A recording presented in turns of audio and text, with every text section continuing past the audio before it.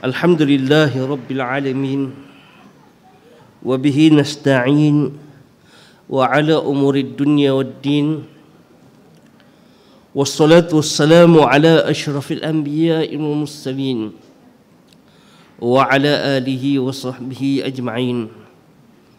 Subhanaka la ilma lana illa ma 'allamtana innaka antal alimul hakim. Ya alim, علمنا من علمك كما ترضى به عنا. يا حليم خلقنا بخلق الحلم وحققنا بحقائق العلم.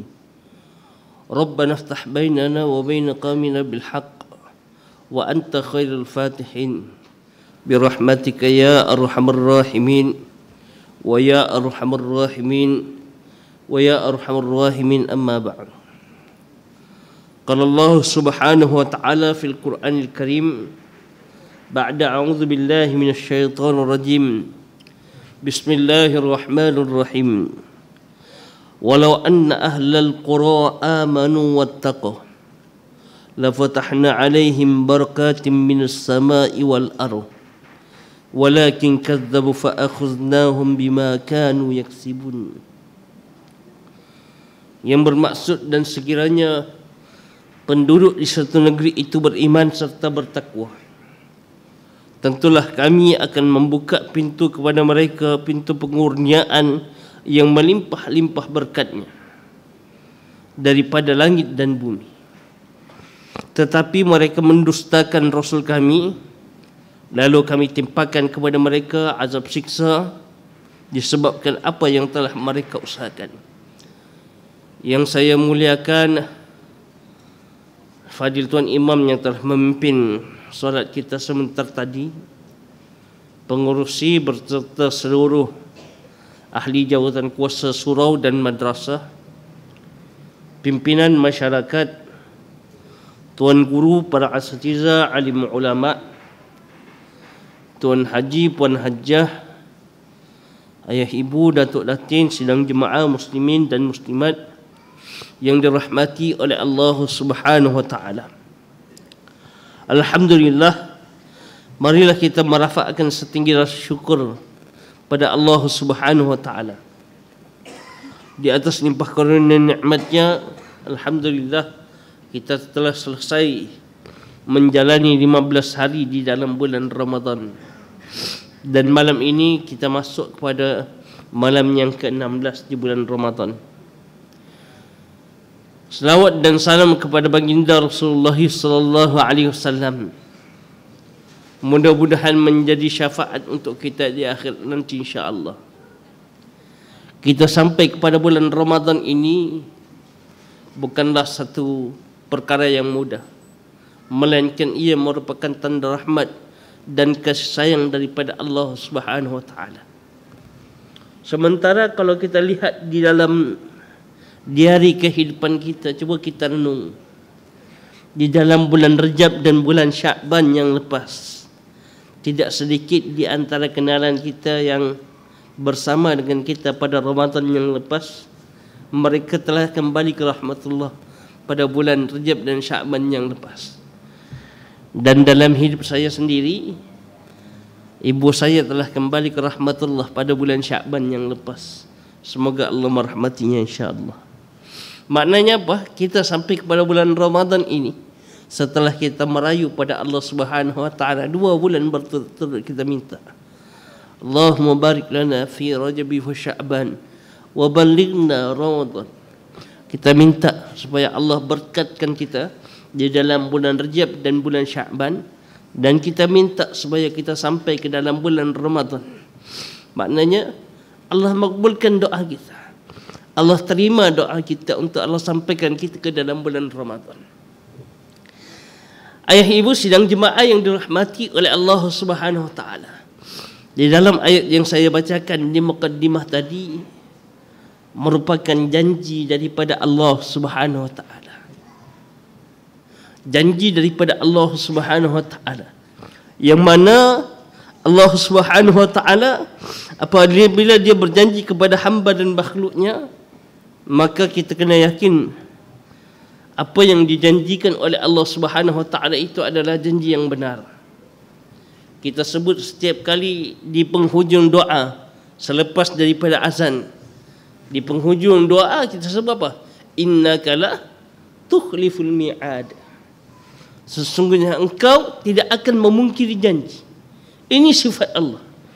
Apa yang dijanjikan oleh Allah Subhanahu wa taala maka tidak akan dimungkirinya. Maka di dalam ayat tadi Allah menjanjikan soal keberkatan. Berkat-berkat ni yang pertamanya tadi kita sebut. Berkat ni 2 bulan dah kita minta berturut-turut. Allahumma barik lana fi Rajab wa Sya'ban. Ya Allah, berkatilah kami di dalam bulan Rajab dan bulan Sya'ban. Kita minta. Wa ballighna Ramadan, dan sampaikan kami ke dalam bulan Ramadan. Kenapa di dalam bulan Ramadan kita minta sampai di dalam bulan Ramadan? Sebab Ramadan al-mubarak. Ramadan yang penuh dengan keberkatan. Dan di dalam bulan Ramadan dilimpahkan rahmat dan kasih sayang daripada Allah Subhanahu wa taala. Permulaannya dengan rahmat, pertengahannya keampunan, pengakhirannya pembebasan daripada api neraka. Kemudian disediakan pula suatu malam yang istimewa yang Allah Ta'ala sebut lebih baik daripada 1000 bulan. Ramadan yang penuh keberkatan juga di dalamnya diturunkan Al-Quran. Syahrul Ramadan allazi unzila fihi Al-Quran. Bulan yang penuh keberkatan. Dan berkat-berkat ni, perkara berkat ini hanya diajarkan di dalam Islam. Sementara agama, fahaman, ideologi lain mereka tidak mengajarkan tentang keberkatan. Dan keberkatan ini sidang jemaah yang dirahmati Allah adalah anugerah yang ditentukan Allah hanya untuk orang yang beriman. Berbeza dengan halal. Benda-benda halal ni boleh didapati oleh semua orang. Orang Islam boleh dapat perkara halal, orang bukan Islam pun boleh dapat perkara halal. Kan? Contoh, kita pergi beli ayam yang disembelih oleh seorang Muslim. Kita dapat ayam yang halal. Orang Cina pun boleh pergi beli yang sama. Bahkan tidak sedikit kilang-kilang makanan, pemprosesan makanan yang di dalam negara kita ini dimiliki oleh orang bukan Islam.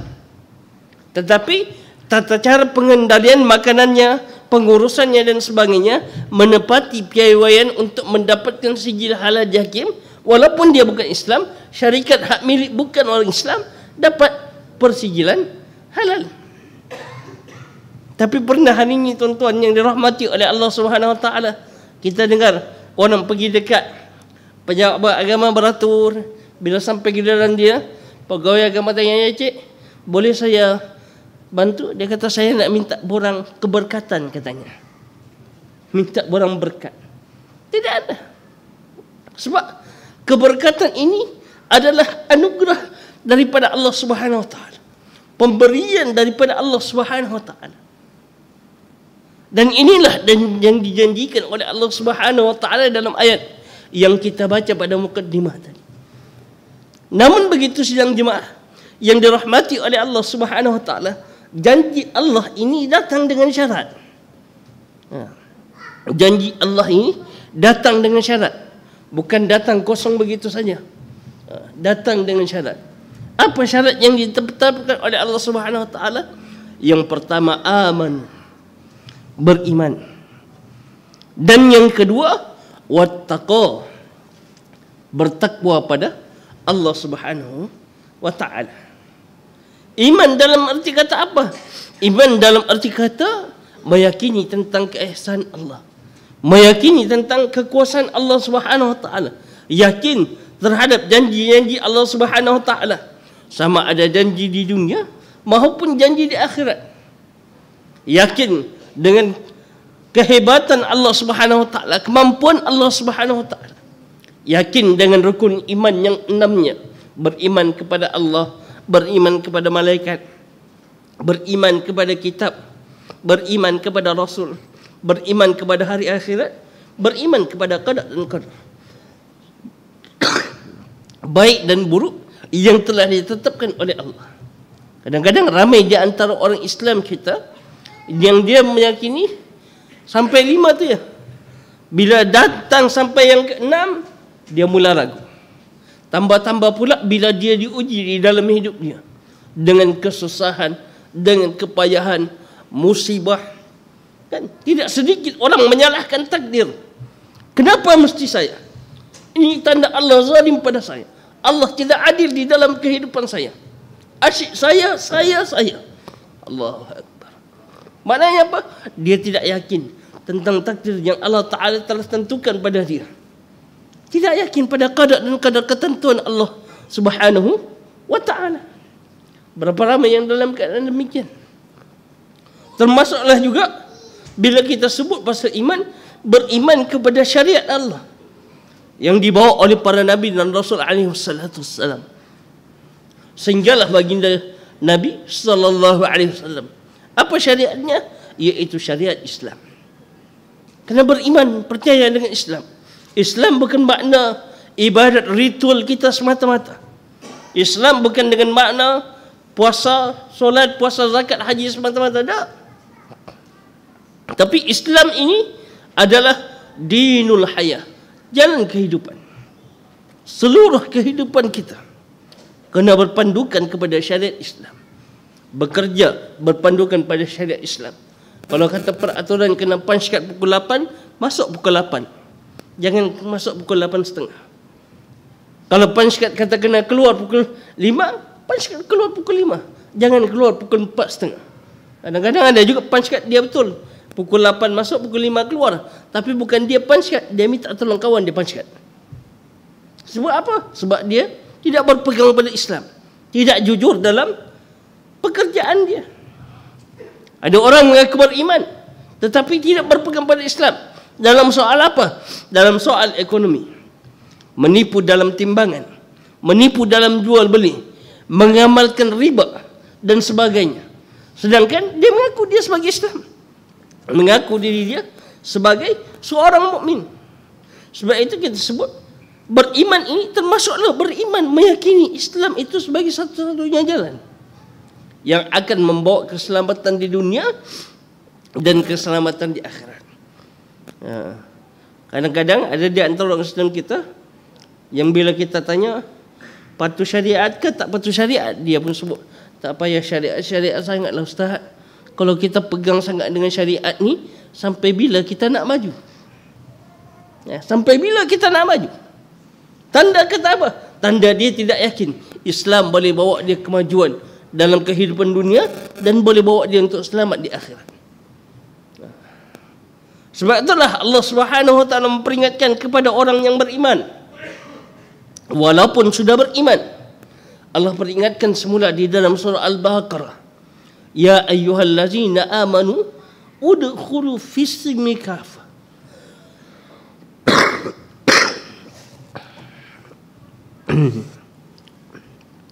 Wahai orang-orang yang beriman, walaupun kamu telah beriman, tapi kamu kena masuk Islam secara keseluruhannya. Tambah pula sekarang ni keluar fahaman-fahaman yang tengok macam fahaman Islam, tetapi sebenarnya memesongkan akidah kita, memesongkan pegangan kita daripada Islam yang sebenar. Keluar ajaran fahaman Islam liberal, Islam sekular, Islam plural dan sebagainya, yang menyeratakan hak sesama agama, menyeratakan hak sesama jantina dan sebagainya, sehingga dilanggar batas-batas syariat daripada Allah Subhanahu wa taala. Apa katanya mereka? Agama ini sebagai satu doktrin, agama ini sebagai satu kekangan kepada kebebasan dan kemajuan. Sebab apa? Sebab mereka hanya beriman kepada sebahagian daripada Islam dan menolak kepada sebahagian yang lain. Sebab tu kita kena kukuhkan sungguh-sungguh keyakinan kita pada Allah Subhanahu wa taala dan keyakinan kita kepada syariat Allah Subhanahu wa taala. Jangan sampai kita mengaku diri kita Muslim, Islam, tetapi kehidupan kita jauh daripada agama Allah. Ataupun kita jadi seperti sebahagian orang Islam pada ketika ini, mengambil agama pada perkara yang mereka suka saja. Sementara pada perkara yang mereka tak setuju, mereka tak suka, mereka tolak daripada kehidupan mereka. Dia tengok, oh, Kalau buat bisnes ikut cara Islam, Islam larang menipu dalam jual beli. Macam mana kita nak untung? Islam larang kepada riba, macam mana nak untung? Macam mana nak maju? Tak boleh, kena tolak. Sedangkan diri dia sebagai seorang Muslim. Sebab itu yang pertama, syarat yang ditetapkan oleh Allah Subhanahu wa taala untuk mendapat keberkatan dalam hidup adalah aman. Beriman dengan sebenar-benar iman pada Allah Subhanahu wa taala. Manakala syarat yang kedua yang ditetapkan oleh Allah Subhanahu wa taala di dalam ayat tadi adalah wattaqa, bertakwa kepada Allah Subhanahu wa taala. Takwa dalam erti kata melaksanakan segala titah perintahnya dan meninggalkan larangannya. Termasuklah di dalam apa juga urusan kehidupan kita. Kena jaga-jaga. Jangan sampai kita melaksanakan larangan Allah dan meninggalkan perkara yang diperintahkan oleh Allah Subhanahu wa taala. Takwa ini perkara yang penting di dalam hidup kita. Penting tak penting takwa, sehingga setiap minggu diperingatkan kepada orang mukmin di dalam mimbar-mimbar jemaat, menjadi rukun di dalam khutbah untuk pesan bertakwa di dalam bahasa Arab, sekurang-kurangnya dengan pesanan ittaqullah. Rukun di dalam khutbah, pesan untuk bertakwa pada Allah setiap minggu diperingatkan.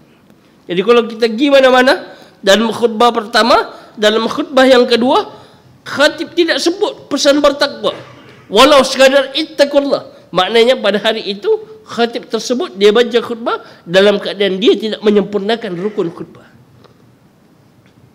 Penting tak penting takwa ini sidang jemaah yang dirahmati Allah, sehingga Allah Subhanahu wa taala sebut takwa ini sebagai indikator, sebagai tanda aras tempat duduk kita di sisi Allah, kedudukan kita di sisi Allah.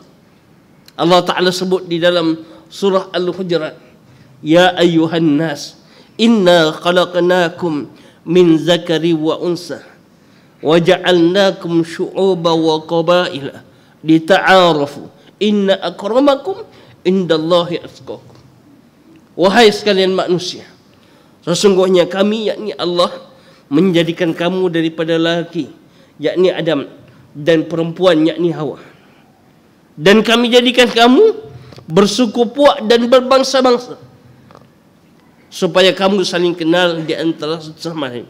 Dan sesungguhnya yang paling mulia di kalangan kamu adalah orang yang paling bertakwa, bukan yang paling hebat keturunannya, bukan yang paling banyak hartanya, bukan yang paling gah pada rupa paras ataupun jasadnya, tetapi letaknya adalah takwa. Kerana apa? Kerana takwa boleh dimiliki oleh semua orang. Boleh dimiliki oleh orang Arab dan orang Ajam. Boleh dimiliki oleh orang berkulit putih maupun orang yang berkulit hitam. Boleh dimiliki oleh golongan bangsawan maupun mereka yang papa kedana. Takwa boleh dimiliki oleh sesiapa, dengan syarat dia berusaha dalam melaksanakan ketaatan pada Allah Subhanahu wa taala dan meninggalkan larangan Allah Subhanahu wa taala. Penting tak penting takwa dalam hidup kita ni?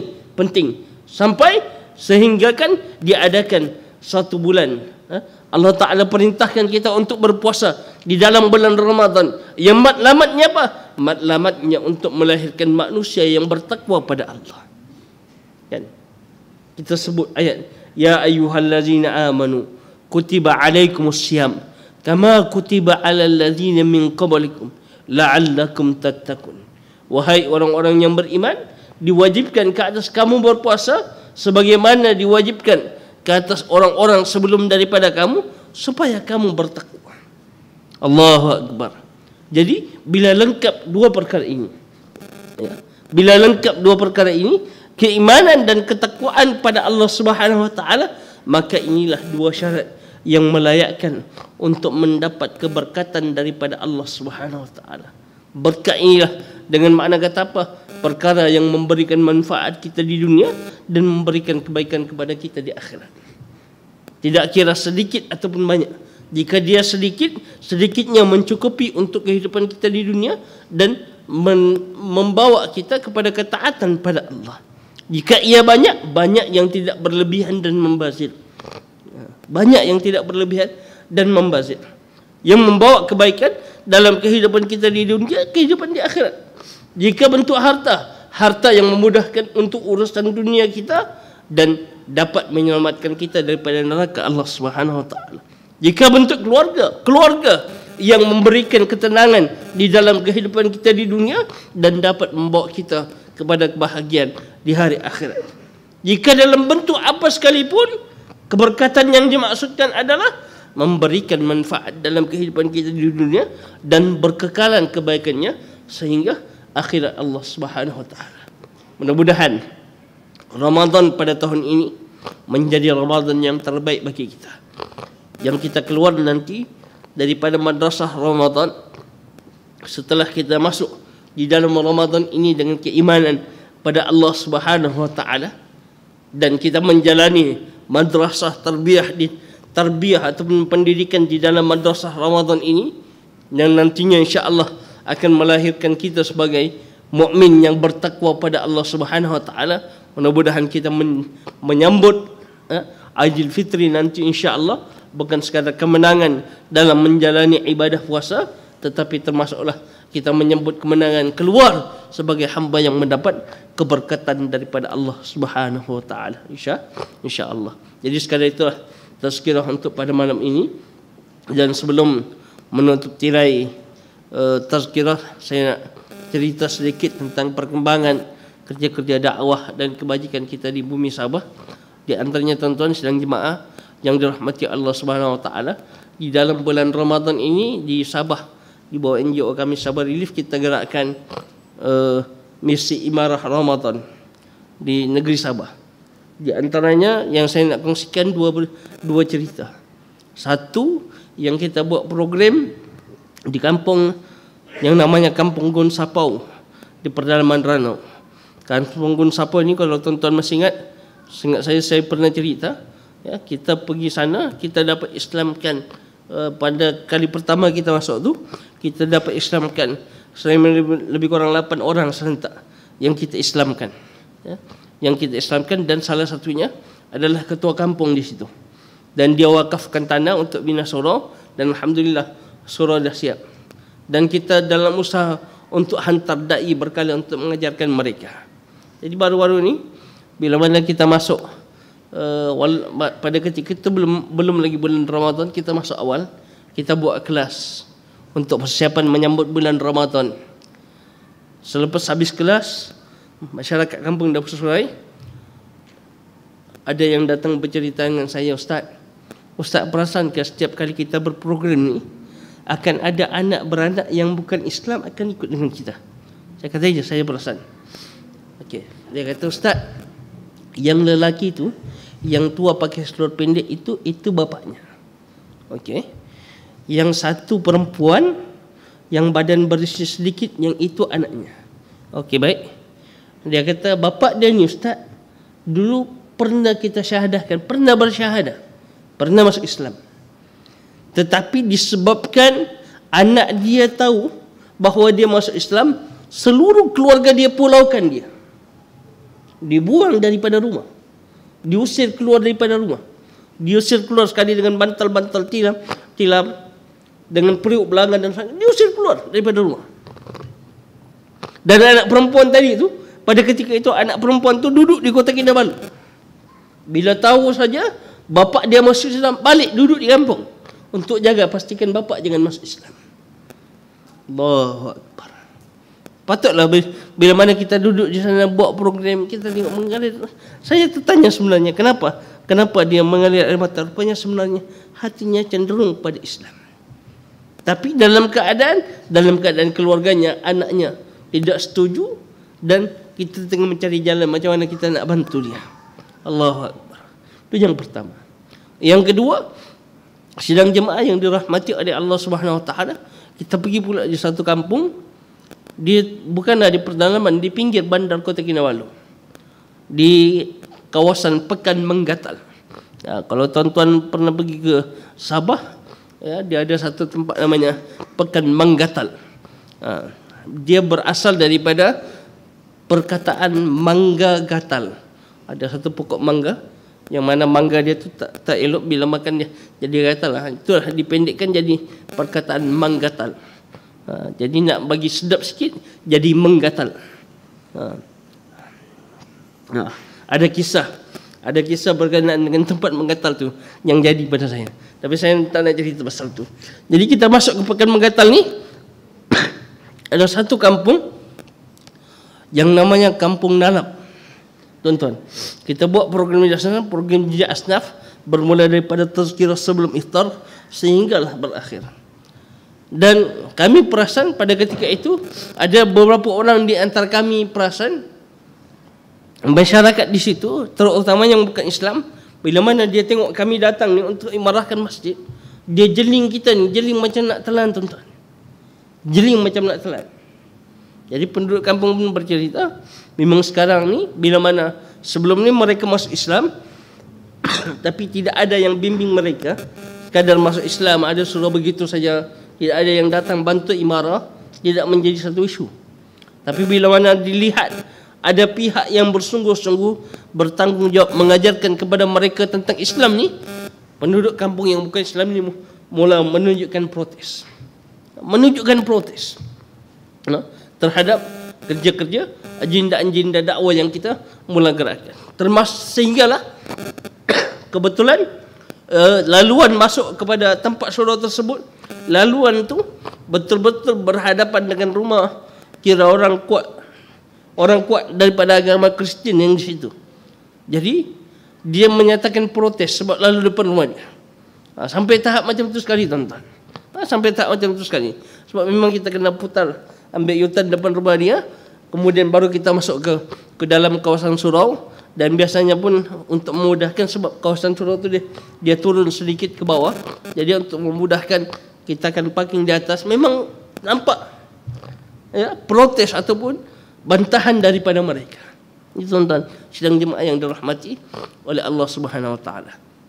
Jadi insya-Allah selepas daripada saya balik di sini dalam seminggu sebelum berakhirnya Ramadan ini, saya akan balik ke Sabah dan kita akan teruskan program-program misi jelajah dakwah kita dan juga imarah Ramadan di pedalaman Sabah. Termasuklah ada juga di antara sahabat-sahabat kami yang sedang sekarang ini dalam program menghantar imam Ramadan di pedalaman Sabah, dalam 50 orang imam yang dihantar bukan di bawah kami tapi di bawah kelolaan sahabat-sahabat kami pada NGO-NGO lain, tapi kita berkolaborasi dan saling membantu di antara sesama lain dalam menggerakkan kerja-kerja dakwah di Sabah. Sehubungan dengan itu, dan jemaah yang dirahmati oleh Allah Subhanahu Wa Taala, pada malam yang berbahagia ini kita lancarkan dana untuk membantu gerak kerja dakwah kebajikan, pendidikan dan fisabilillah di bumi Sabah. Insya-Allah kita pakatlah panjang-panjangkan sedekah ataupun harta kita ke bumi Sabah. Mudah-mudahan dengan kita lebar luaskan sedekah kita ke merata alam ini, insya-Allah mudah-mudahan Allah Subhanahu Wa Taala berikan ganjaran syurga yang jauh lebih luas daripada itu, insya-Allah. Jadi sekali itulah yang dapat saya sampaikan, yang baik datangnya daripada Allah Subhanahu Wa Taala. Salah dan silap atas kelemahan saya sebagai manusia biasa. Tabung ada disediakan di sebelah untuk muslimin, kita disediakan di sebelah kiri, dan untuk muslimat di sebelah belakang. Kotak berwarna muslimin ni kotak berwarna purple dan muslimat kotak berwarna maroon. Kita pakatlah bagi sumbangan, dan di situ kita ada lekat pamphlet kita, tuan-tuan boleh tangkap gambar untuk rujukan nombor akaun dan sebagainya, dan boleh disebarkan ke merata alam, insya-Allah. Jadi sekali itulah insya-Allah yang dapat saya sampaikan. Aku qouli hadza astaghfirullahalazim. Wabillahi taufiq wal hidayah. Assalamualaikum warahmatullahi wabarakatuh.